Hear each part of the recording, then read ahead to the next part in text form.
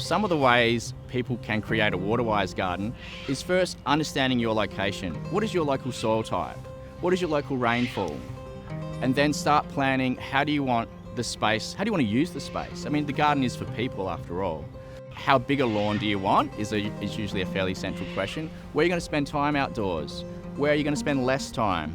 And to plan your irrigation and your garden design around some really front of mind choices about how you want to use the space. Some plants have higher water demand than others.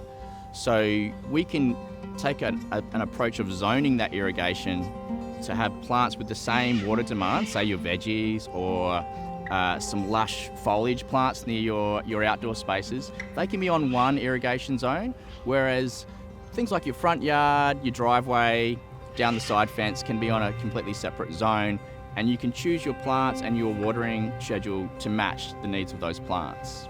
Some of the interesting ways that are emerging for using natives is as clipped gardens. So we have a lot of native shrub species that have naturally dense foliage and really interesting colours and textures in the foliage, and they respond really well to pruning.